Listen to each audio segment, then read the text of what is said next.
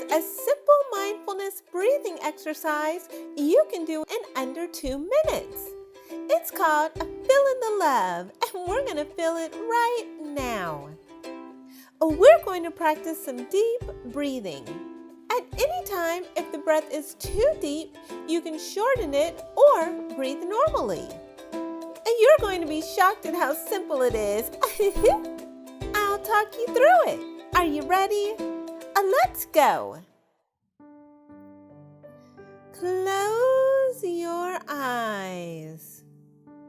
And now breathe in, 2, 3. Hold, 2, 3. Breathe out, 2, 3. Hold, 2, 3. Breathe in, 2, 3. Hold, 2, 3. Breathe out, 2, 3. Hold, 2, 3. Now breathe normally. And think of someone you love. Picture that person smiling at you. Feel that sensation. Breathe in. Breathe out.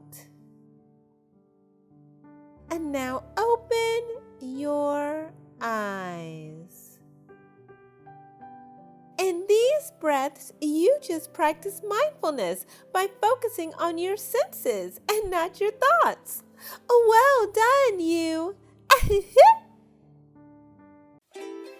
Thank you for watching.